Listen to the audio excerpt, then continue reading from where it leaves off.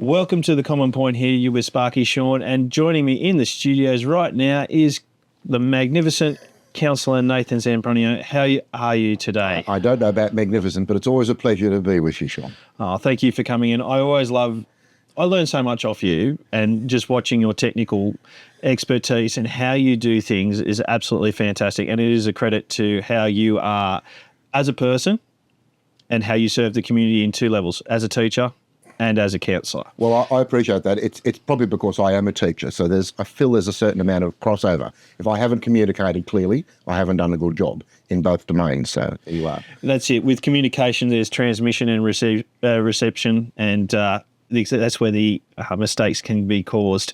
And I'm forever humbled that you come in and help myself. You and Mary have been great supporters of my little endeavours with this one, and I thank you very much for that. Today, it's been an interesting couple of weeks with council, and we're looking at the SRV, the Simon's Cafe, the cost shifting, all these things that have just sort of gone on, and we're asking about solutions because we really got railroaded with the SRV into we're taking this and that's it. And it wasn't a decision. We had community consultation. The community consultation came back. It was handled poorly. And then we did what we want. The council did what they wanted anyway.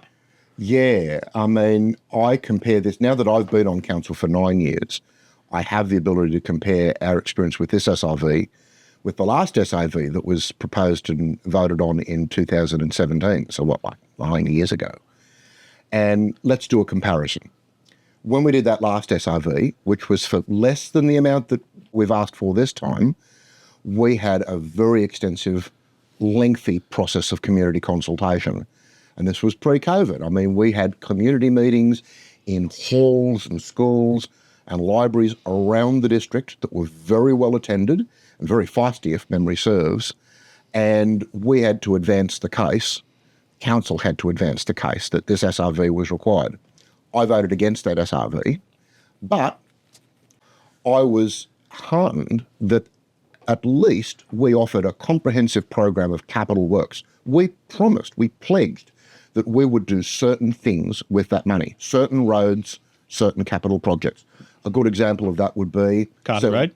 Yeah, or selling Packer Road. Oh, sorry, Packer Road. Packer Road was a dirt road. It is the key east-west link that links the communities along the river around Lower Portland and the Paddy Road. Very heavily traversed and dangerous. No more evidence was needed than the family in the gallery who'd lost their daughter on a road accident on a gravel bend on Packer Road. I drove that road after hearing that one multiple times, just to get what was going on, how that road was, and to see how that was debated in the council chambers was, obviously there was a pushback about we can't afford this, but the councillors all turned an about face. I'm not sure who the pushback was, and I'm not going to say it. I think it was the general manager. I raised this one particular capital project for the following reason. We pledged to do it as part of the SRV. Yeah. And that meant that when our feet were held to the fire, and there were some, not me, but there were some who said, well, maybe we should abandon this project. It's become too expensive. I was one of those who stood up and said, but we promised to do this. If there was going to be another SRV, and at that point I knew that staff were softening us up for another SRV, I said our credibility will be shot because we didn't equip the funds that we said that we'd spend with the money from the last one. So we roll around to this new SRV, and I felt that the community consultation was perfunctory. A couple of community meetings, but a fraction of the community meetings that had been held 8 years previously. There was no program of capital work. So we didn't list chapter and verse the particular roads or projects that we would fund with this SRV. We were assured with a kind of a hand-wavy gesture that the money was necessary to bring us back into line with the funding of other councils, and it would go into roads plural, but without specifying. And I felt that wasn't good enough. I mean, merely as a marketing exercise, you have to say what bang you're going to get for your buck. Yeah. It's not just the engineering assessment of which roads need to be upgraded. Oh, and that picture may well be fluid. And I leave that to the road engineers and the civil engineers. But we, as public representatives, have to go out and sell that to the community. And I didn't feel that we did. And on the basis of that very perfunctory community consultation, and on the basis of a letter that we had a third-party contractor post out to every ratepayer in the district, that arrived almost too late for it to be of any good. It arrived with like a week's notice. And here we were making the biggest decision that we will be making in the council chamber this term, and inviting people to absorb that information and to come back with some considered feedback that would then be collated and fed back to the chamber so that we knew what to do. It was so truncated, and I felt that it was disrespectful to the community. And not least for the reason is that I believe in small and effective government, and I think that we should always turn every stone over to try and find other ways of meeting our obligations before we go out and hike taxes. When I was a member of the Liberal Party, that was a core principle of being a Liberal. So I took that in and I thought, what does it mean to be a Liberal in local government politics? Well, surely it means this. Sadly, that principle only appears to be held by half my former Liberal colleagues in the chamber at the moment, and it's open for them to justify why they voted the way that they did. Clearly, I perceive that they've been placed in a very uncomfortable position in now belatedly realising just how unpopular that decision was. I think watching Sarah McMahon, the Deputy Mayor, talk and seeing her thoughts in real time when she was saying what she was saying, and realising there's people in the gallery like myself who was analysing everything they're saying, going, wow, this goes against the whole, what you just said, the ethos of the Liberal Party in the idea of raising taxes and bigger governance. But then at the same token, as you just mentioned, they're going with the Liberal Party ethos of outsourcing jobs like mailing out the SRVs too late, because that's an easy way of denying responsibility. If you had it in-house, well, then you guys stuffed up, own it. It was a contractor. The contractor stuffed up. I'm sorry. And as an independent, and who's found his voice as a result of leaving the Liberal Party, I have this challenge. Look at the way the chamber voted. That very unpopular SRV was voted on by 2 of the 4 Liberals, the Labor councillor, the Greens councillor, and the left-leaning independents. What an unholy alliance. Clearly it means nothing at all anymore, ideologically, to be a member of a political party in local government when that kind of alliance can come together for the sake of convenience to ram through an unpopular measure, which some of my other Liberal colleagues and myself felt was not necessary, and that we could easily spend a year, because you do this on an annual basis. You've got to get these in by about a November deadline if you're going to do an SRV in the following financial year, and then spend that time doing the work. Now, those who are listening in and who are going to protest that I'm misleading the public, they're open to make their own defence. But I don't think we have done the work. And here's a further proof. I mean, I moved only a month prior my own motion about rating fairness. So here's where we need to make a distinction. The SRV is the size of the pie. We're going to hike everybody's rates by nearly 40%. But the way that hits is different in different parts of the community. Correct. So if 2 families on similar income and making similar access to council services, their bins are collected, the potholes in their district are amended, the sporting oval is available for the use of their children, they occasionally go to the pool or the library. Let's say that the access to council services are roughly equal. Mm-hmm. There are some people who are paying twice or more than twice the amount of rates as another family, despite similarity of income and similarity of access to those council services. And I've always felt that was very unfair. So I had a win. I brought a motion to say council really needs to do work on the formula that we use to carve up the rates, never mind how much we're levying, but in terms of the way that we allocate that to people who are on acreage properties but are on fixed income, who are retirees, who are working families like everybody else, just like families that live in Hobartville or Bligh Park. And that went through. Well, that's going to take into next year to filter through and for us to come back and for us to favour what I call, or what economists call, horizontal equity. In other words, if you enjoy the same ability to pay and the same access to services, you have an expectation, justifiably, that your rates will be roughly equal to the rates paid by others, and that you're not going to be effectively Unfairly punished simply because you or your parents bought acreage 40 years ago. I mean, mum and dad bought out at Oakville and they paid $17,500 for 5 acres. Well, Clearly that's not happening anymore. My thought on this is that we've had the flood insurance report come through, and one of the biggest things out of that is the ability to borrow against a property because it's uninsurable, right? So that will then drive prices down. So these people who have land that they can't use, right, they're now paying less, right? But then there's other places that obviously the land values is what dictates council rates, yeah? True. Mm-hmm.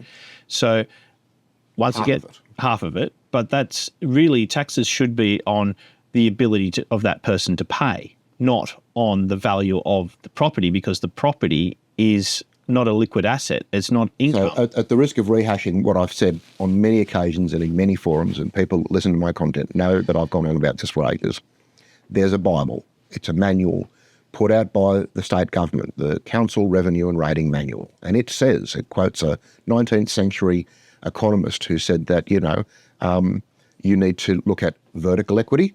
That is to say, people who can pay more, maybe in some cases should. Yep. So when you have a progressive tax system, you're asking people that are on high incomes to pay less than people who are struggling. That's understandable. Horizontal equity is the counterpart to that, that says if you enjoy the same access to services, you should pay roughly the same amount. We had a report that took care of the vertical equity. That was the ability to pay report.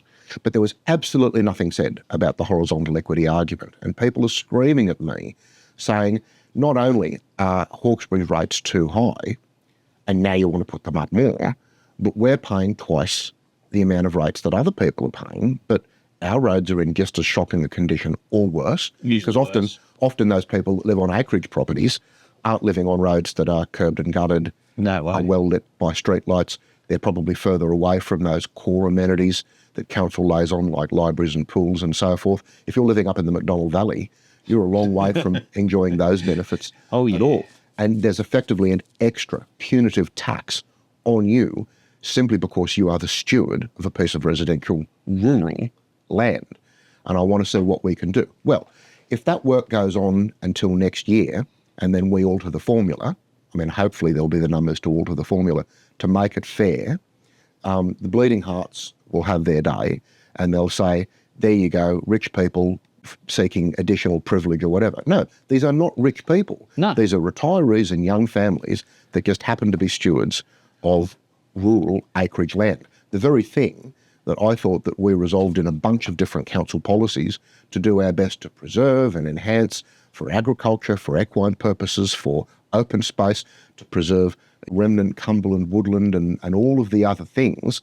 And of course, if people are effectively taxed off their land, they're forced into the uncomfortable position of contemplating selling up to developers and land bankers. And then we wonder why areas like Vineyard and Oakville start getting carved up, that encroachment. It's a kind of a fait accompli, it's an inevitable cycle. Our Greens councillor, Danielle Wheeler, brought a notice of motion to our last meeting of the year, just last week, saying that we should have a workshop in the new year about the future of Oakville. Never mind that I've been asking for precisely that for at least the last 7 years. But the spin that she gave that, I think, was people in that part of the world complain too loudly about their rates, about development. Well, maybe we should just have done with it and carve it up, because unless we have agency, we're going to be ridden roughshod over by the state government. I have some sympathy with parts of that view and not with others. There are a lot of people who have said that they speak for these rural parts of the world, like Oakville and Vineyard and Moralia, and that therefore, in their opinion, the development can't come quick enough. These people see the rivers of gold that are happening on the other side of Boundary Road and don't stand between them and a bucket of money. And I've always said, I don't know that you have the right to say that you're speaking for the whole of the Oakville community. Whenever anything about development comes up on Facebook, opinion is very sharply divided.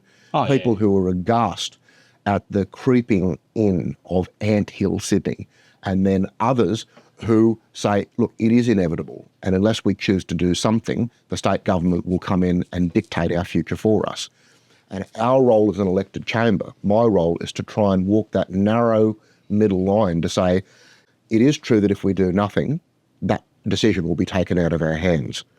Two, there are a number of people who want a reasonable solution, which is why I've been pushing a lot for detached dual occupancy. Not subdivision, the ability for a family to put another dwelling on their own land without subdividing it and keeping it under one title, so that they can give a leg up to their kids or their elderly parents, or get some tourism income, or keep their agricultural lands viable because there's farm local accommodation there. All of those, that long list of reasons that you and I have discussed on many occasions in the past. That's a solution. It is. Carving up the rest of Oakville and Moralia into tiny little ticky-tack boxes like we see on the other side of Boundary Road would be a crime, a travesty, a tragedy. And I'm trying to save us from that fate by saying, A, let's ask every last person that are affected by these decisions what their opinion is. Because at the moment, a lot of people run around, mea culpa, including myself, saying, well, look, I think this is the majority or prevailing view. But we have very little in the way of data to back that up. So what we want to do is have an arm's length independent consultation, like we did with the Kurrajong-Kermond process, that was eventually truncated because I think that process failed in a number of ways, which is why we canned it. But I mean, we can take those learnings and ask these people and say, look, this is the fate of many peri-urban suburbs. You're at the edge of a major city, people are screaming for housing, and the solution is to dig your heels in and wait till the wave just washes over you anyway, or to come up with some solution where you can convince the state government that you have a plan, and the plan is provide a buffer against the national park so that you're not carving up land right up to the boundary of that national park, keeping wildlife corridors, having detached dual occupancy, having very large lot subdivision, but nothing beyond that. And this conversation badly needs to happen. And I'm glad that people that were contrary about this finally now started to come around, because there is no more important decision that we'll make about the fate of that area, because once it changes forever. Well, that's it. And my look at this is that you can't fight progress, and this is money. People have invested money on those blocks on the west side, and Oakville and Moralia, the land banking has gone on. You need to actually now roll up your sleeves and say, all right, what do you want? Because we need to, the classic thing at Box Hill, you had the Nazifs, right? He's disappeared and gone off to Lebanon and he's not coming back. And now there's a big shopping centre that they're supposed to be building out there, but they can't because it's going through the administrators and liquidators and all that sort of stuff. So it's going to take an extra long time. Whereas if we go to them and we have these concrete plans and then we sort of say, well, yeah, they can have an investment with a degree of confidence that there is a plan going forward, that they're not going to go, even if they do go tits up like they have, that there is someone able to step in and go, yeah, I'll buy that because it's going to make me enough money in the future. Councils have largely abrogated their role in planning to create excellent communities that we'll be proud of, not just at the point that the ribbon is cut, but years later. And I think so many developments turn out to not be things that we can be proud of. I mean, all you need to do is drive through the various dormitory suburbs that have littered Western Sydney, northwestern Sydney, southwestern Sydney, where you've got no life, no sense of community, no preservation of the natural environment, no preservation of the history, locked into a little box in a house that's so big but so close to its neighbours that it has no eaves. And the walls just go straight up. And if you run out of shampoo in the shower, you can just reach through your neighbour's house and grab it from the next door. And borrow some of theirs. And then to read the retail component, some kind of cookie-cutter box shopping development that's got an anchor tenant like a Coles or a Woolies, and a baker's delight, and a hairdresser and a newsagent. Don't forget your tobacconist. And two or three tobacconists, and a Liquorland or a Dan Murphy's, and that's it. And they think, well, there you go, there's your retail and there's your commercial. Absolutely soulless. Absolutely soulless. And it remains the case, as much as people want to deny this, is that 99% plus of the demand is being driven by overseas migration. Now, recently I went to the local government conference over in Penrith, and there was a motion to invite the conference to advocate for a moderation in the level of migration in Australia. Well, cue all of the bleeding heart leftists immediately getting up and saying, what a tremendously racist and retrograde thing for you to say. You should be ashamed of yourself. And yet I listened carefully to the way that that question was phrased. It was not saying a thing against migrants, because Australians are a fairly hospitable people. And once people arrive in Australia and become good Australians, like I see at my school and like I see at every citizenship ceremony that I go to, we make these people welcome, and we recognise that these people are as capable and are as entitled to calling themselves Australian as anybody else. End of story. Nevertheless, you can have a reasonable conversation about whether the numbers, whether the system is jigged wrong. So only last night, I was on Channel 7 that asked me to provide some comment about a story that went to air, a very soft advertorial type story. About Jacaranda Ponds? About Jacaranda up there at Glassadia, over 700 lots. And the developer was beaming, the potential buyer was beaming that they might be able to buy into the Australian dream of a house with a yard for the low, low price of $1.8 million. $1.8 million. And I was left there thinking, how many young Hawkesbury families are going to be buying in at $1.8 million? Oh, the general manager could afford it. Either they won't, or they will, and they will be encumbered with such incredible and crippling debt is that they will be under that yoke for the rest of their lives. They will not have an international holiday. They will not buy a second car. They will not be putting money aside for their child to go to university, because they are going to be the slaves of their mortgage for the next 40 years until they retire or until they die, or until they can inherit something from their boomer parents and maybe take some of that burden off. And I'm thinking, this is wrong, because I know, you and I know, who are going to buy the majority of those allotments, and yet it falls to the public purse, including to the council, to provide the roads, the infrastructure, the schools, the community amenities. The system is broken. The system has been broken for a while. I totally agree with that. And the 100% with it is being sold this. But my thing with the immigration is this, right? We have a crippling skill shortage on all facets, right? Mm-hmm. And we also have these outlay of public infrastructure projects, and there is systems that we need to get into. We need to get back into rail transportation. We've just had Ron Crouch go bankrupt. He's a rather large transport trucking operator, and a lot of small family trucking operators are in the Hawkesbury that are facing the same thing. They are not able to get the skilled tradesmen that they need. So my neighbour, he owns a rather large trucking company. He has to get them from overseas for the diesel fitters and the mechanics to repair his trucks, because we don't have enough diesel fitters to repair his trucks at a reasonable rate to drive down the cost of labour, because the cost of labour is what pushes a lot of our prices up. And because we're struggling with the cost of labour going up, because the cost of living's gone up, everyone's trying to get a bigger slice of the pie. Now, how do you drop that? It's by bringing in more immigration who will work for lower wages. And I know this because I've worked for a company that done that, and I took a stand against it, and it cost me a lot of reputation. The thing is that those immigrant workers also are put in dangerous positions to do work that they're not skilled or qualified to do because they're getting bullied by their bosses. So we have to be mindful of these things as well. Dropping the level of immigration isn't going to solve the housing crisis in my mind. What it's going to do is drive prices up, because the labour pool that we have is decreasing. So then therefore we go back to the same size. How do we get that balance? I don't know. So the housing crisis would be addressed by cutting migration. I'll just have to contend with you on that question. But part of the problem is when people come from overseas, and of course I'm speaking well out of my pay range now because these are federal matters. Immigration is a federal issue.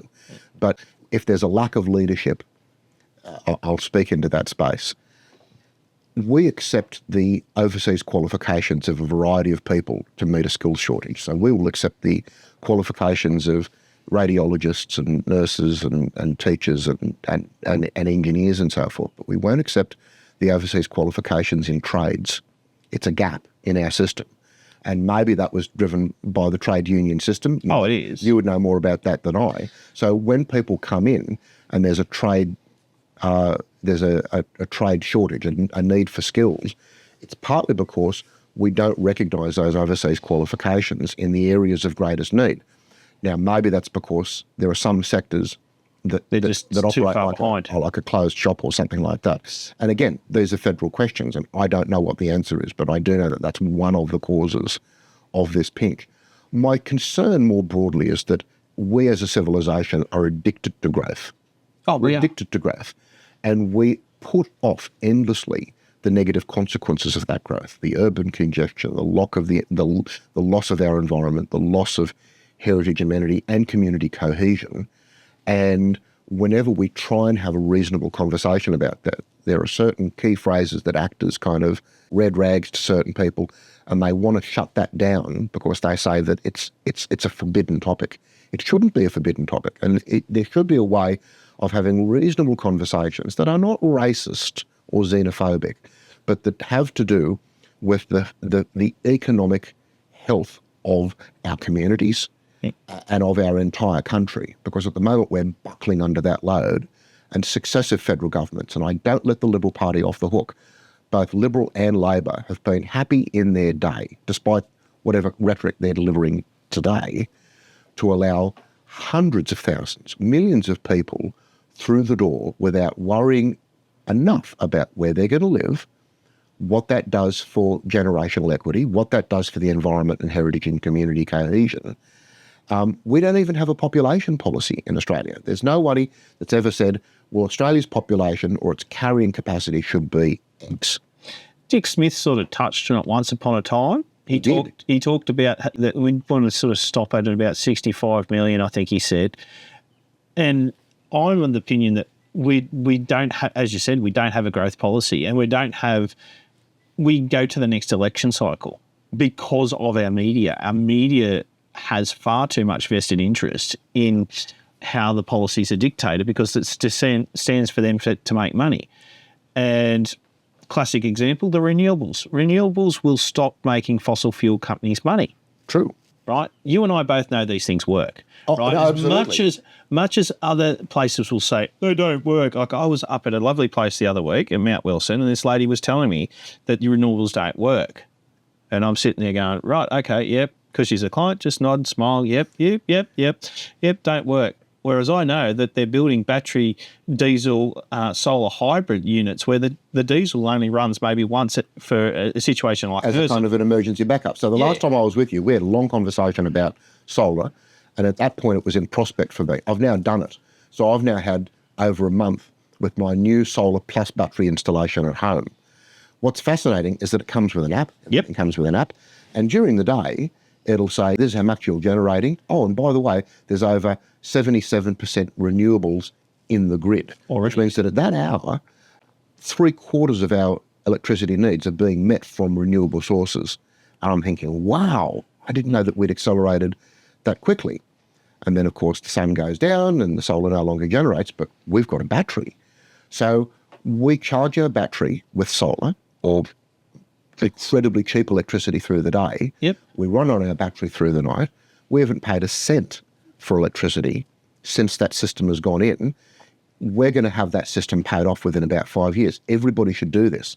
Well, it turns out everybody is doing this, because the other thing that was in the news this week was that the federal government's battery subsidy is so popular, it's running out of money, and they're only like 6 months in. So they've just tipped another $5 billion into the pot. And I can see why this is a very expensive thing, because our $30,000 solar install, we got a $10,000 discount courtesy of this subsidy. We wouldn't have bought this unless that subsidy had been there. So we've invested our own money to a substantial degree, and we've received this subsidy from the federal government. What? It means that we don't have to burn coal to power. You don't have to dig coal out of the ground to burn. Ever again. No. Ever. And if everybody did that, I mean, I'm one of those conservatives that is completely won over to the renewables argument and the net zero argument, and I lament that the conservative parties in Australia are still in the process of tearing themselves apart, wondering about whether we should even acknowledge climate change, and we should even have an aspirational target, like a net zero target by a certain year. I'm thinking this debate was won, proven by scientists and adopted by policymakers years ago. It's embarrassing to see the way that the debate unfolds. To me, it's in some quarters at the moment. Yeah, it's almost hilarious to me because the way I look at it is like this. The Conservative Party is about the superior economic managers, right? They're about efficiency, small governance, getting things done right first time, getting it done. Renewables are doing that. You don't have to dig it up out of the ground. You don't have to transport it. You don't have to burn it. Then you don't have to maintain the transmission lines, right? Or the generation. You cut out a whole heap of processes in generating electricity and transmitting electricity because you're generating electricity on site and you're using it on site. You're storing it on site, right? Therefore, it becomes the person's appliance. It's up to them to maintain it, right? They're less dependent on the grid. And it's a jobs and manufacturing boon. It is. And the young chaps that were terribly efficient and came out from Penrith Solar, shout out to Penrith Solar. There's Penrith and Hawkesbury Solar, very good teams. Yeah. Western Sydney based, did a fantastic job, installed, as it happens, panels and batteries that were made overseas. If there was an Australian option, I would have bought that. So there's work to do there because we've got more lithium than any country on earth. And we do have a manufacturing base. And it takes government investment and a continued faith in this transition to allow entrepreneurs to provide the capital to set up manufacturing and to say, yeah, we can do this. We can become world leaders in this domain. But if the prospect before you as a potential investor is that the other major political party will be in government within the next term or two and that they're going to turn off that tap and they're going to completely express contempt or disbelief in the fundamental science that underpins your industry, you're not going to make that kind of investment. That's what I find embarrassing. Well, I find it interesting because you're talking about that, and we've got a great asset on the other side of the mountains, which is the Lithgow Small Arms Factory that used to be a manufacturing hub for fine tooling and other things, not just making guns and bullets, right? It actually made car parts, golf clubs, all these sort of things. There is no reason that it's a heritage site that we could not have a precinct where we are producing batteries and solar panels there as a boutique industry to support these industries here. We're not going to compete on China. Let's just face it. China has a vastly superior network of componentry and manufacturing that we lost. We lost that years ago. So we're going to have it as a boutique, and it's going to be slightly government subsidised. And China won't care if we slightly government subsidise our solar industry a little bit. The other thing that you're talking about here was the fact that we're worried about the political blowback on a long-term project, right? That we've got this short-sightedness of the next election cycle. But yet that turned away when the nuclear submarines.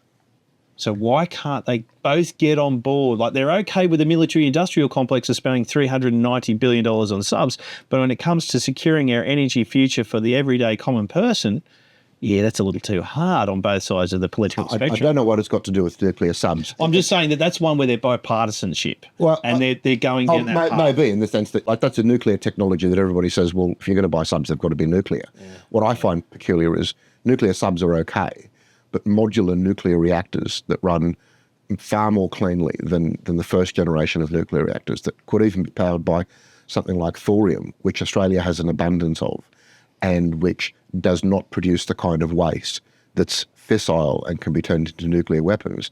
That's apparently off the table. Nobody will contemplate that. The Liberal Party took that to the last election. I would say they didn't lose that election because they advocated for nuclear power. They lost that for a variety of other reasons. I'm still a devotee. I believe that nuclear power should be a part of Australia's energy mix. It's not renewables all the way to the horizon, and you do need baseload power where batteries and other kinds of renewables can't provide them. So, again, we've focused a lot on things that are well above my pay grade. I guess let's talk about it. All right, let's take a quick break. We're going to throw in a quick word from our sponsors, and we'll be back after this here on The Common Point with Sparky Sean and Nathan Zampronio. We got sidetracked. We've had the ad. We're going to get away from geopolitical tensions, but let's bring it back to a little bit of cost shifting and development of non-disclosure scoping policies. Now, with the cost shifting, one of the things that the SRV were wanting to look, and the challenge was thrown out there by Amanda Kotlash to Shane Durack, find some savings, find the fat. Well, I turned around and throw it out there, and we'll throw it in there. Richmond Pool and Richmond Library. These are two outdated assets that we could maybe... So there's a variety of issues there. Let's see if we can unpick them one at a time. I served a short time as one of the board members of Local Government New South Wales, and that was a welcome experience because it gave me some insight into these broader issues that affect local government across the entire state. And they come out with a report. They do this periodically to remind everybody, and especially other tiers of government, about the burdens, the cost burdens that are arbitrarily moved onto local government by other tiers of government. We here in the Hawkesbury are forced to have the depreciation of our red fleet, that's our RFS tankers and fire engines, on our own books, even though they're not our assets.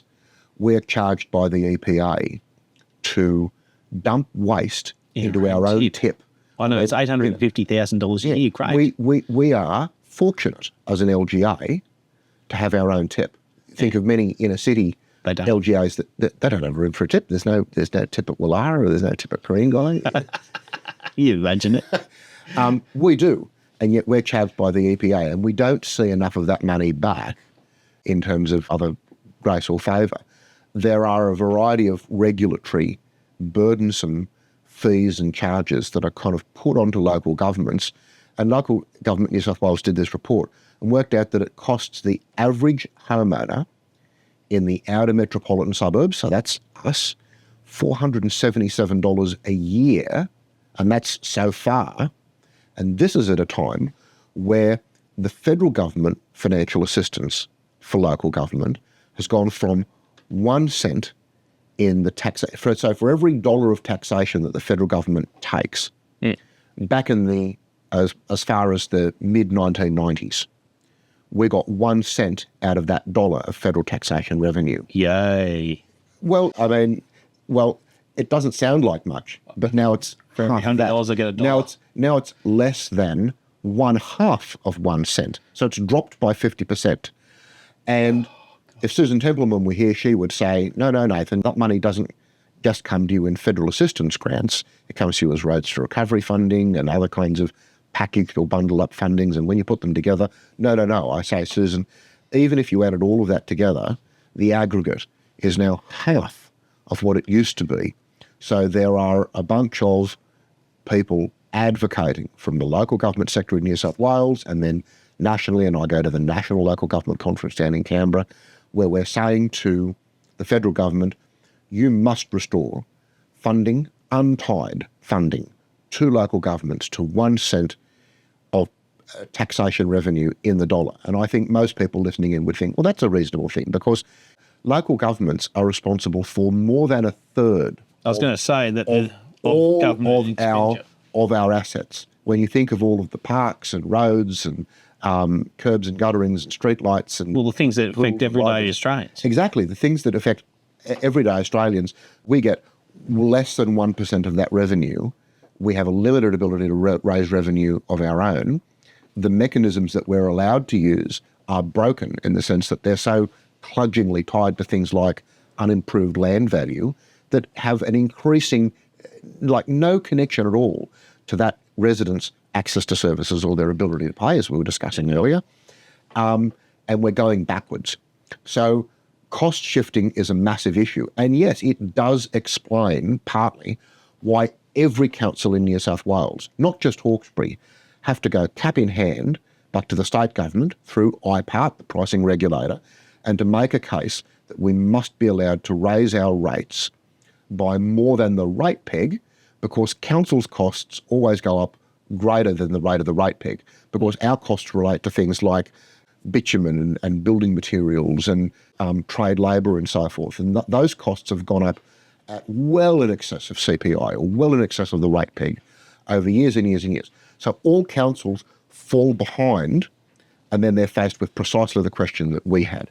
And that is, well, we either lower everybody's expectations about how well we're going to maintain their roads and how often, how many months of the year the pool's going to remain open and whether we can afford to have a gallery or a library or operate a ferry and all the rest of it. Or we go, once a decade or so, back to IPART and ask for a rate hike. I voted against the rate hike because I felt we could be doing more to address the absolute and unquestionable need. I thought that we went in a little early. And since then, I've been doing some modelling. I'll be going live with this over the coming Christmas break.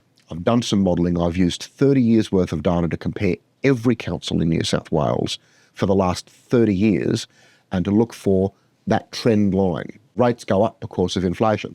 Then you kind of adjust it so that it's in today's dollars. So if the curve is still going up, it's become genuinely more expensive, not simply because inflation and so forth. Well, that line for Hawkesbury has a slant, and then it jacks up even more, so that we are in 4 years' time, and assuming that IPART says yes to this SRV, because that's the other thing that we should mention, the council have passed this, but IPART may yet say no, or they may trim its wings. But if you did that curve with the SRV that's just gone through the chamber, we will be one of the most expensive councils in New South Wales as far as residential rates are concerned. We're going to be up there with Hunters Hill. Yeah, the thing that's got me is that those things have gone up, right? The wages haven't followed suit. And that we've got this situation now with people in the Hawkesbury, they've been forced to take this 40% pay rise, but we're not getting a 40% pay rise. We're not getting 40% productivity. And the simple question was asked, let's look at putting it, they're not kicking the can down the road. Let's look at let's have some real conversations about cost saving. And one of the things was that the general manager said, Labor's a massive cost saving, but we've got 4 people in the media room that update the Facebook page, update this and update that. And I'm not sure that that's true. And if it were, the chamber doesn't, allocate staff in that fine way. That's the job of the general manager. That's right. Let me give you a more concrete example, and something that you foreshadowed. We were given a sum of money a few years ago under the West Invest scheme. So for those of you who can't remember where this money came from, the previous state government flogged off all of the poles and wires for Australia, New South Wales energy infrastructure. Mm-hmm. And they said, look, the sweetener is we'll be able to give a ton of money and allocate it to Western Sydney, and you'll be able to build brand new pieces of infrastructure with that money. And we were given millions and millions. And the way it happened was this. There was a list of improvements that were never run through the chamber first. We were never told, for example, well, this list is going to include a community hall at Pitt Town and a redevelopment of the community centre at North Richmond. And we're going to completely revamp Richmond Pool. That list was given to us. I only wish that we'd been asked, because we could have come up with a better list of the things that we wanted to spend money on. Nevertheless, there's a list. And the state MP and the then mayor of the day posed for a glossy photo opportunity with like a great big A2 size printout of this shining building, like let's say Richmond Pool. Yep. That anybody that's been to Richmond Pool knows that it's an artefact from the 1970s. Yep. I mean, it really is a historical time capsule. And I'm not saying that doesn't have a certain charm. The problem is that the pool is leaking. It's leaking to the tune of 15,000 litres of water a day because the concrete shell has cracks in the corners. Brain's gone. And we had a tour of that facility recently, and we could see how tired it is. The Besser Block changing rooms with the moth-eaten wooden benches and so forth, and the canteen that doesn't have an awning and on the concrete. And okay, for people of our age, that was our childhood. That was. I remember Absolutely, the ones I up remember at that. Absolutely, Blue I Mountains. remember that was my childhood. The question is whether we have a responsibility to be progressive and to say, no, we want modern facilities that meet all of the relevant safety codes and provides the kind of amenities that people want in terms of privacy in the changing areas and accessibility for people that are disabled. And it'd be nice if the pool had a car park instead of forcing people out onto the street. So there's a little grassy area that people have been using for donkey's years, but what if we could pave that? There are things that I think people would welcome. The state MP and the mayor posed for a glossy photo, and we're given $30 million to upgrade Richmond Pool. And it's a grand vision. Then and only then do people go away and do their quantity surveying and to say, how much is it actually going to cost to build this? The curved walls and the shining mirror finish and all the rest of it. And it turns out that it's going to cost $60 million, double. And then we go back to the funding provider and we say, well, are we allowed to build something that the $30 million would provide? No. The MP has been out for the FANAWAP. Now, you have to build that. You can cut costs in small ways, but you can't have the $30 million solution, which is the money that we pledged. You're just going to have to find some other way of funding this. So then the invidious position that council has put in is to say, we either take on $30 million of extra debt for a worthy cause, it's to provide a capital facility that the people of the Hawkesbury will benefit from for generations to come. Or we hand the $30 million back and we get nothing. And then our council engineers tell us that the facility is so tired is that within 10 years, we're going to need to do a revamp anyway, even if it was just to kind of keep it at the level of service that it's at now, and that to do so would cost $40 million. So you see what the economics are. Yeah. We either hand back $30 million and then have to spend 40 down the track, or we keep the $30 million and take on $30 million worth of debt to build this magnificent vision that was given to us without any care or attention about what the end true cost would actually be. And then that has an impact on council's bottom line and our future financial viability. And I can tell your listeners that that story that I've just told you about Richmond Pool is repeated across other areas of the West Invest program. And it means that fulfilling the promise of these community facilities that now people are expecting from us is going to be a very expensive affair, and council's finances were going out backwards. So I was genuinely conflicted about the SRV. I knew that we had to do something. I just wasn't in agreement that we had to do it now and on the basis of so little public consultation. And in case people were unsure about where I sat about the SRV, we should have approved some kind of an SRV, just not now.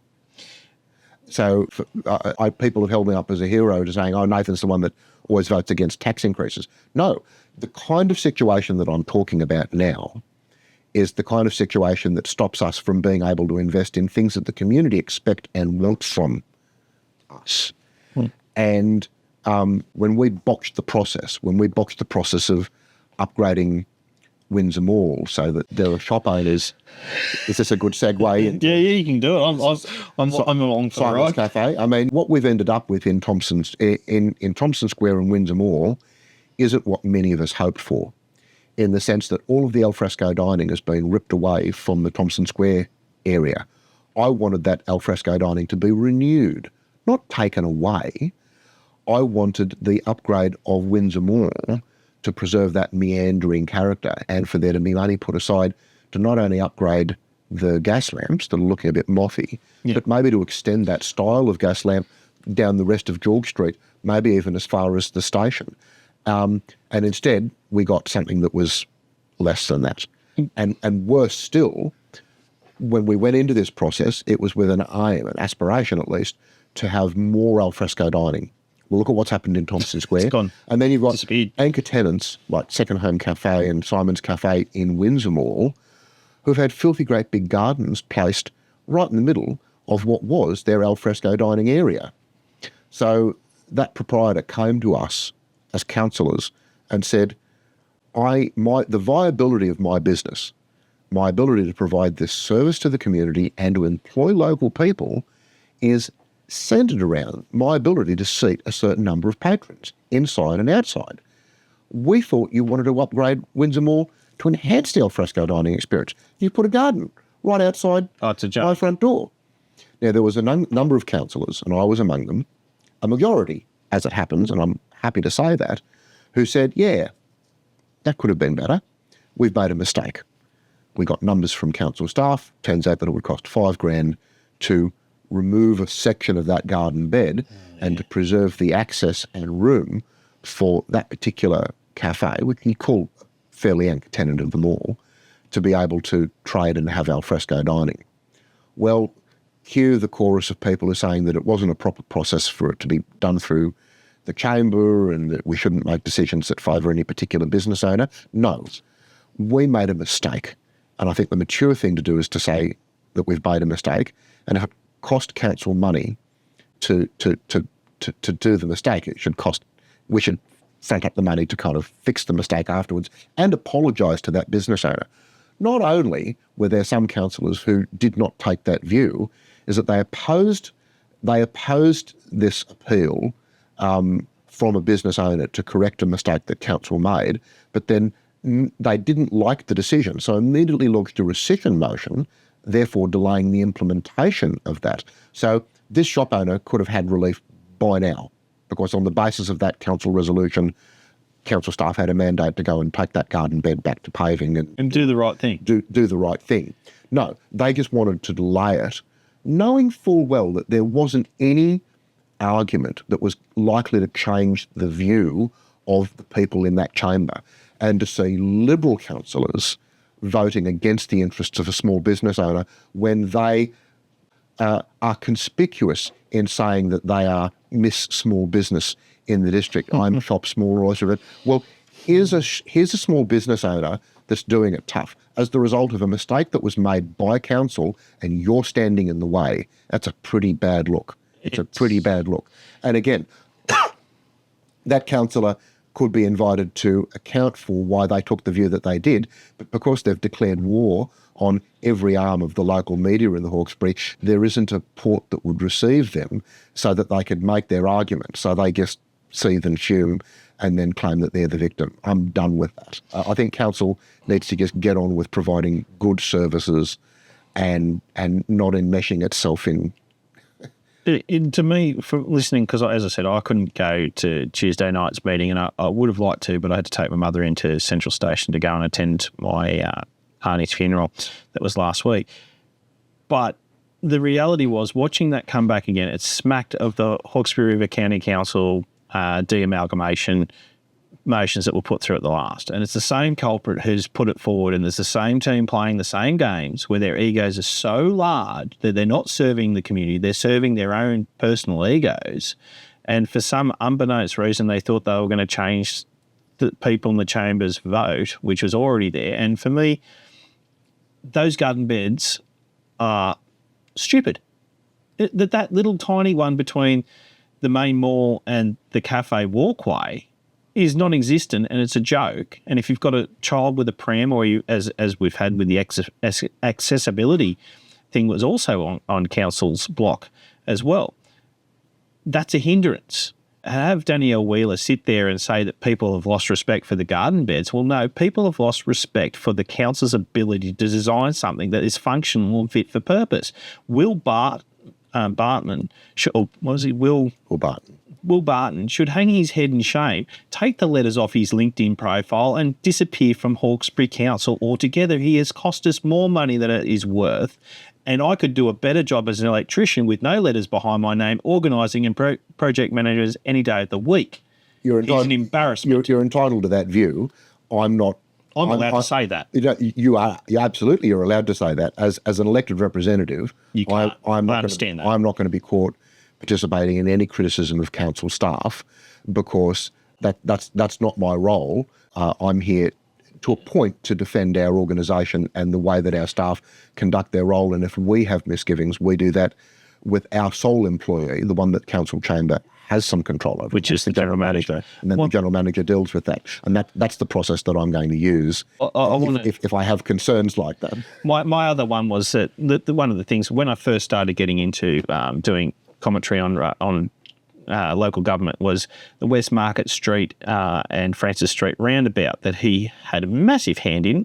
There's a whopping great big deed in my forward territory that sits out the front of my place, which I'm going to hold it to him until he has the balls to come up and talk to me about it, about his plan. And what he said to Les on that, when it was that motion was passed to dismiss that roundabout, was go and Google it to Les. He at least on this council meeting had a little bit of foresight. I'll take it on notice to answer Les's questions this time. So he stepped up a little bit. But if you're coming there to a council meeting and that this item is on block with Simon's Cafe and you're going to be asked questions about concrete pours and construction, you should have that there. You're a infrastructure director. You're a senior engineer with all these letters behind your name. You want to know the construction process and you'd want to have the information that you have about that cafe, about the walkway there at your fingertips if you're going to be asked questions about it. But he's done the political routine of I'll take it on notice and I'll answer it a bit later. I'll answer your question in this way. The elected chamber has a responsibility, and the public certainly expect that we own this responsibility, to ask all of the relevant questions of staff and then demand that they're answered to our satisfaction. And the way in which we tended to ask these questions of staff was in several ways. One is in an open meeting in the public gaze in the chamber. We only hold one council meeting a month. I thought that was a mistake. I thought we needed to hold more council meetings per month. We used to, but then the Liberal and the Labor Party banded together again. Again, this is part of my ongoing thesis. Well, Liberal is as lazy as bugger. Well, my thesis is Liberal equals Labor. Liberal equals Labor, and they're both equally useless anymore in being a conduit for the values that we associate ideologically with those two parties. So if people think, well, I tend to vote Liberal and I tend to vote Liberal at local government elections because Liberals pro-small business, well, clearly the evidence is before us that that's not the case. Oh, well, I vote Labor because Labor is for the common man and for working party and the workers' party. The Workers' Party. Clearly that's not the case, at least with the current crop either. No. So the great hope is with free-thinking independents and smaller parties that still have the ability to kind of stick it to both of them and to demand the kinds of answers that we need. Anyway, the point that I was making is that Council needs to be able to ask these questions. We can do it in an open meeting in the chamber, and then there are the various briefings and workshops that we go to where we get to ask the stupid questions so that we don't look quite so stupid in a meeting. Well, what's the State Minister for Local Government, Ron Honig, just done? He's just ran through a new code of meeting practice that says council briefings are banned. We will not have the ability to hold meetings between our council meetings, like we have done since ever, to be presented with the statistical and the contextual information about important things that are coming before council in the coming weeks and months, so that we can have that conversation and ask those questions. So effectively, as far as the State Minister for Local Government is concerned, all of those questions and the entirety of that discussion has to be held in camera in front of the public gaze. Now, I'm all for public accountability, more so than most, one would say. I'm happy to stand on my reputation on that. But this is a stupid move because it makes councillors stupider representatives, because it means that all of that information that would assist us to have a better council meeting and a better more efficient council meeting has now been taken away from us. The minister came before the local government conference over at Penrith a few weeks ago and spoke to us like a censorious school teacher having a go at some naughty school children about how there's always the potential for corruption when things are not held in the open on every occasion. And he was about as popular as a pork chop in a synagogue.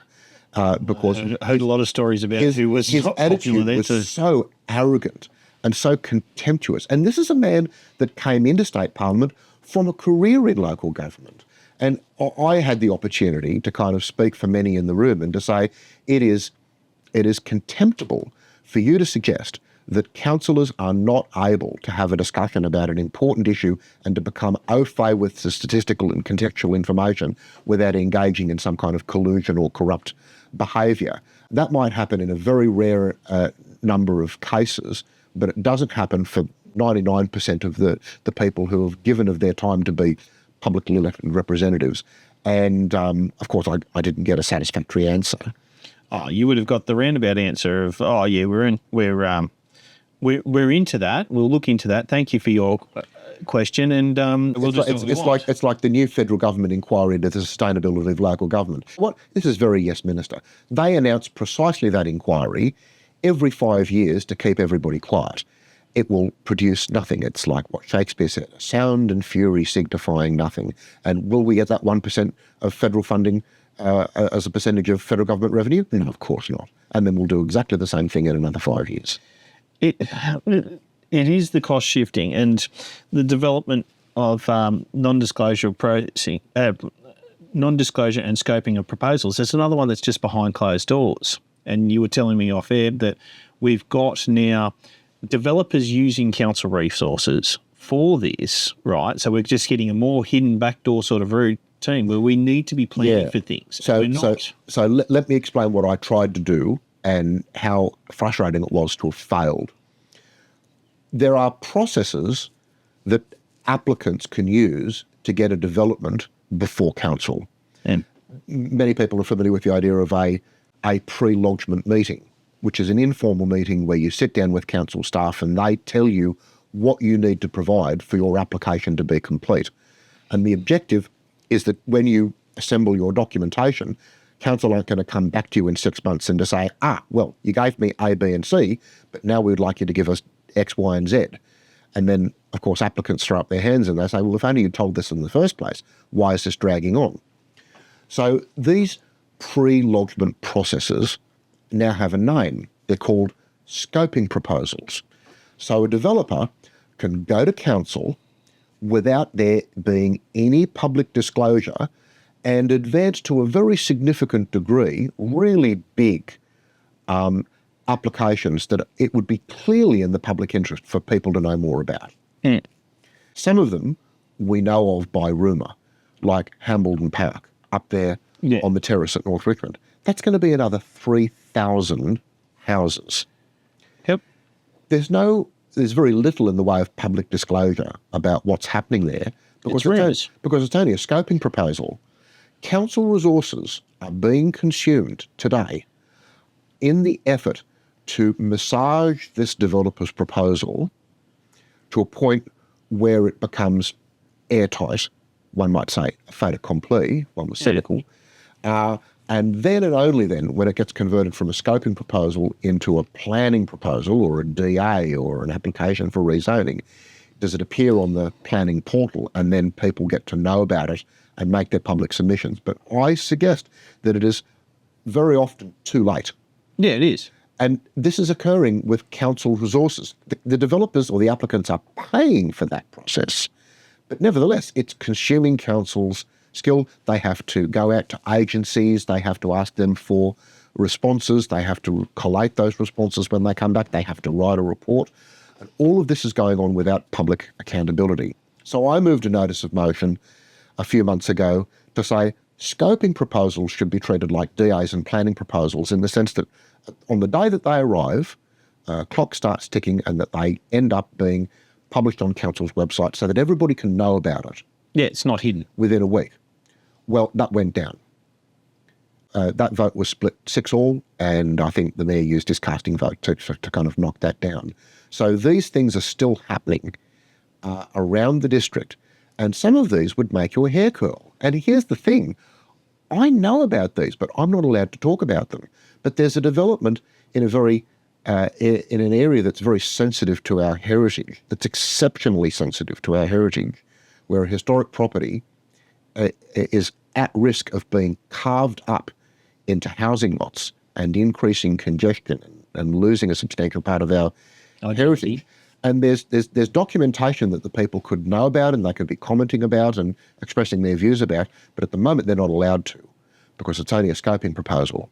So I said to our general manager, look, I don't think this is right. If a journalist asked about a particular scoping proposal and put in a Freedom of Information application, what's called a GIPA application, would the council have to disclose that? And the general manager said, yes, council probably would. But here's the chicken and egg situation. The journalist would have to know what to ask in order to get the acknowledgement back for the thing that then they're not already supposed to know about. So who's going to make a GIPA application if it's already secret? Exactly. You got to have, like, for Kipper information, you got to have the proposal, the applicant's name, all this sort of these details, which will be the property developer. It'll be a shelf company. I'm all for somebody that wants to put a swimming pool in, coming and having a pre-lodgement meeting with council staff so that they know exactly what they need to lodge, so that their application isn't going to get bounced in 6 months because they didn't provide something that they didn't need to. I don't want this process abused when a big developer who wants to put 3,000 lots in North Richmond uses this The sneaky. to advance it using council resources to a significant degree before there's any need for public disclosure. I don't think that passes the pub test. It doesn't pass the pub test. And the thing is that with these, as I've said to you previously, that we need to talk to these people. It needs to be done in the open because we need to be able to provide facilities and infrastructure in it. And that was my big thing with Richmond Pools, and the big thing, and I've said it before with Richmond Library, that those two assets from council could be relocated on the other side of the river with the help of these developers if they want to have a hand-in-hand relationship with council and the community to have their suburbs accepted by the Hawkesbury community. Because, like, let's look at it. Redbank is not really accepted by the Hawkesbury community. It's been forced upon us by dubious situations by politicians. Oh no, I'm going to go further. The process that allowed Redbank to be approved was corrupt. Just like the process related to some of the development at Pitttown was corrupt. I use that word, and I'm referring to specific people, and they know who they are. And the fact that once it's done, It's done. it's done. Now, you can go to Redbank today, and I will concede it's a pleasant community. I mean, why? Because it was done under the auspices of a single developer. So there was a coherent approach, which is the polar opposite of what happens when you've got development down Terry Road there at the Gables and Car on the hillside of the line, because that's all a patchwork quilt, and it looks like a patchwork quilt. It does. And it's mayhem. It's just awful. You've got beautiful lots at the Gables, and then you go to the Box Hill side, and it's like, let's touch each other's. But here's the thing. I mean, what it meant was that agricultural land, equine land, open space that represented the amenity of the Hawkesbury district, the beating heart of the Hawkesbury district, was replaced by thousands and thousands and thousands of houses. And I wouldn't have voted. I wasn't on council when Redbank went through. I would not have voted for that. Just like I would not have voted for Pitttown. But now we're left with that problem of saying, well, how do we make the best of a bad situation? Well, certainly we shouldn't extend Redbank. Well, what are the developers wanting to do? They want to extend that huge tract of land next and amplifying Redbank by another third. Well, if Redbank had been put through at that scale originally, would it have been accepted? Probably no. It's the small bites. It's the frog in the pot situation where developers know they could never get something through of a particular scale, but they think in terms of decades. And chambers come and chambers go, and ministers come and ministers go, and they get their way because they can nibble away at it, and then they laugh all the way to their foreign bank. Yeah, exactly. Their foreign bank, and then the local council's left to pick up the pieces of that, and that's the sad reality we're at right now with the SR. And you can buy a land and house package for the low price of $1.8 million.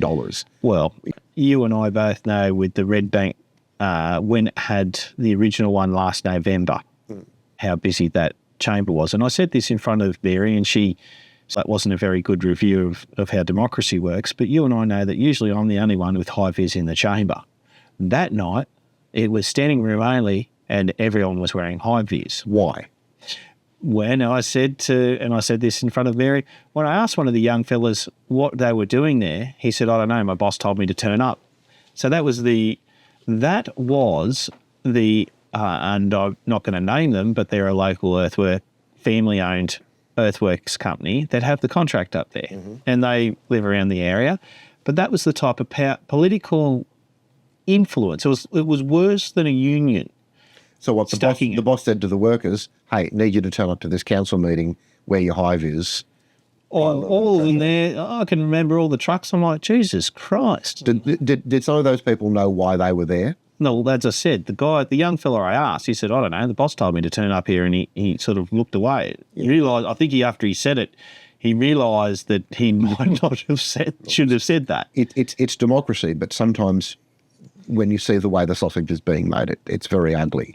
It was, And in my 9 years on council, I've tried very hard not to have the idealism beaten out of me with a rubber hose. yeah. And look, to me, it was just, there was a term for that, and it's called stacking. And that's what they did. They stacked the gallery. And then, look, there was a fair few people that were against Redbank as well. And they were surprisingly the ones that were old ladies that were standing. And a lot of those gentlemen in high vis felt very embarrassed about it. And a lot of the people that got up and spoke. And I wish at the first one that I had actually got up and spoken, because I spoke about that. Because when the month before in October, we had spoken about Redbank Creek flooding people's homes. And here we are improving a bigger development that we hadn't worked out, and we still don't know if Redbank Creek is getting flooded due to Redbank Plains' lock system and dam system, where they're pumping it out into Redbank Creek. That have you seen that report come through yet, or is that something that's just disappeared? I have not. Yeah, 12 months down the road, we can't work it out. But that's part of it. We're going to have to take another quick break and play some sponsorship. Welcome back to The Common Point. And Nathan was just saying how he was missing that Robin was going to be here, but Robin sends her apologies. We couldn't do the two at the one. This is the busy time of year. Like, some people call it the silly season. I call it the busy time, where everything has to get done before Christmas. We've got a rule in our house. If the use by on your milk is Christmas, it's time to buy your Christmas presents. I like that. No, mine's going to be done a little bit earlier.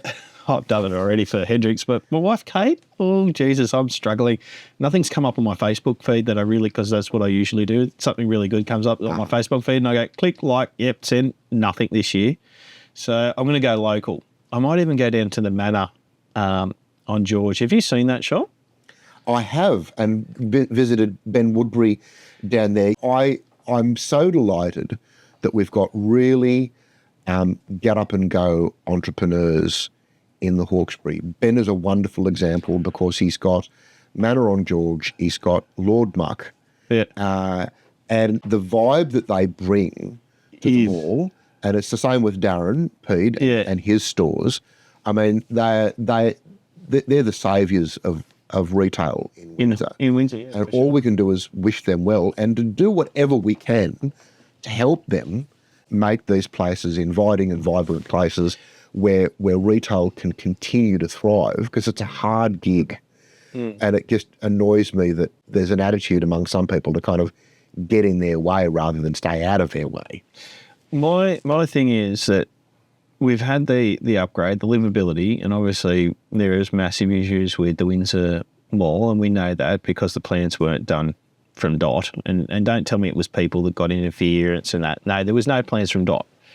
Yeah, Councillor Ross, former councillor, the late Councillor Ross, he got up and spoke when he wasn't a councillor, and he was quite irate that the roundabout hadn't been put in, the crossing hadn't been put in down by the Fitness First down near the station when they had completed that task. And that was the plans. And he was saying, how can you do it right if you haven't got those things right? And I'm 100% behind him on that one. It's like, if you're building something, you've got to have the correct plans. The other thing with Ben Woodbury, I love his TikToks on the council. Have you seen these? Yes, I have, and it would be better if I didn't offer any commentary. I thought I have seen them. I thought it was absolutely awesome, and how he had covered things of the map and the stepping stones. I'm like, yeah, man, you're good. You're real good. I'm slightly jealous. I'm in awe of you on that one. And I do appreciate those guys. The thing with Richmond is you do have Darren and Ben, who are quite great characters, and you look at Richmond, you've got other characters that are in there, like you've got Richmond Records and the dress shops that are going in there, and all these boutiques that are going there, plus the Oval that you've got. Richmond Oval is fantastic, let's not kid ourselves. Windsor doesn't have what we do. We have Macquarie Park down there, and we have Thompson Square. But the one thing that Richmond has that Windsor doesn't have is quality hotels, to be honest. Okay. Now, my wife and I lived at the Colonial at Richmond. It is absolutely fantastic. It's a beautiful hotel, and you've got the New Inn just down the road from there. their reviews on both those Richmond hotels are exceptional because they're clean, they're friendly, and they're well staffed, right? Windsor hotels down the road here, we don't have that sort of reputation. And I think that's where we're lacking. And I think it's not a government thing, it's a private entity. I understand that. But I think that's one of the missing key parts in Windsor being vibrant. If we had two decent hotels. So nothing takes the place of entrepreneurs and people with vision and capital coming in and starting a business where they feel that it's going to be a goer and it's an economic concern. And the role of councils is to form the right environment in which those can flourish.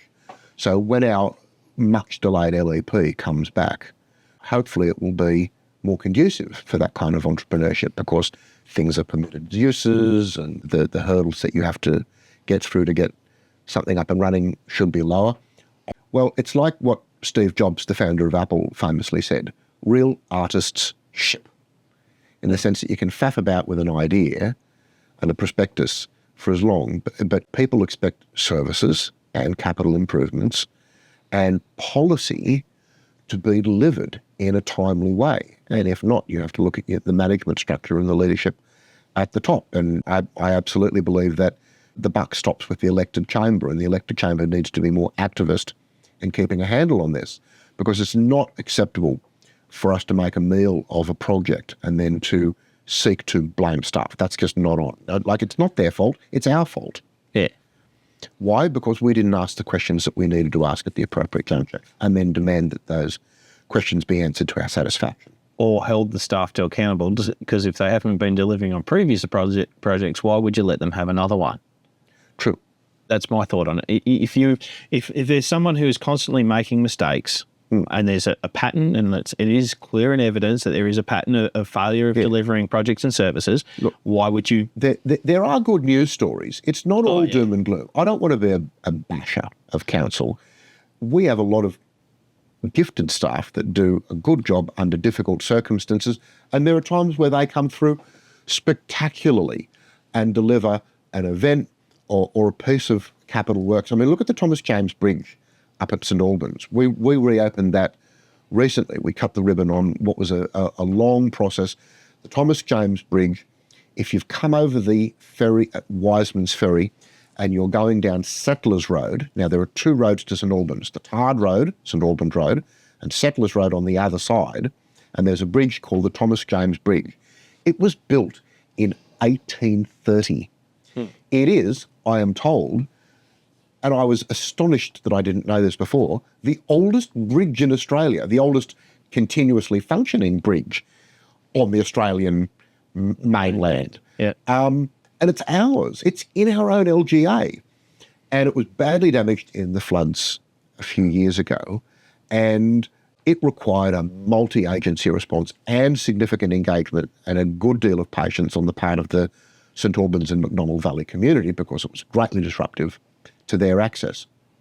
So our council, Central Coast Council, the state government, the federal government, all coordinated.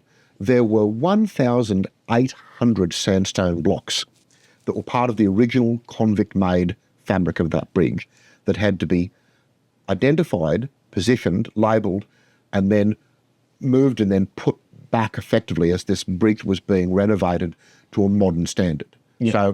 So this is like the ship of Theseus. So is it really the same bridge if it's been modernised? Well, we've done the best job that we can, and we shouldn't apologise about the fact that we didn't build a rickety colonial era bridge with the technology that was available in 1830. We've built a modern, resilient bridge that incorporates as many elements of that convict fabric as we could. Yeah. So 1,800 sandstone blocks, re-establishing the slope, all kinds of plantings to kind of anchor that bank, all kinds of rock works on the face above the bridge to kind of mitigate against a future landslip and so forth. And it came in under budget. It came in under the $27 million budget. And that's $22 million, I should say, $22.07 million. And we were there recently with members of the Macdonnell Valley community and Delaney Civil and the federal and state member of parliaments and representatives from Central Coast Council and ourselves and it was just a good news story. And we can do that when we set our minds to it. Yeah. Yeah, well, it's across, as I said, across three elements of government, and the fact that Delaney Civil did an absolutely fantastic job and doing those things and coming up with engineering solutions. Because when you're incorporating new and old foundations, it's very hard. It's very hard. I mean, they did a cracking job on repairing Greens Road too, and that was brilliant. Yeah. What? And that's the thing, that it's obviously the private contractors that are capable of doing these things and having the skills in those teams doing it is very, very important, and nurturing that relationship between council staff and also those contractors is huge, that in the delivery outcome. That's what I'm saying, that maybe not in the mall wasn't an issue, but we now have that good news story, and we've also got the director of communications, the manager of communications and events. And as far as I'm concerned, she is one of the best. I don't know if she's still there, because I didn't see her after the SRV debacle. She is.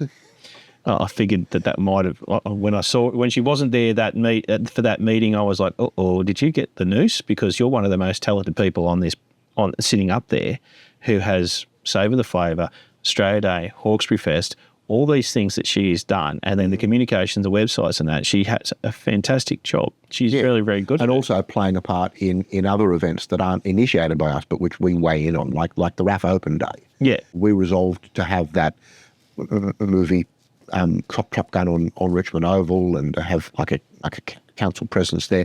And when we do that, we do exceptionally well, and it's something that we can be proud of. And that's where, like, I cannot praise her capabilities, but then there's been other people's capabilities. Like, as I said, I've more got the director of infrastructure, but the chief financial officer, the two that were, the one that was previous and the one that we've got now, they seem to be doing a good job. They seem to be able to do... Look, maybe this is as good a place as any to kind of wrap up and deliver an overall message.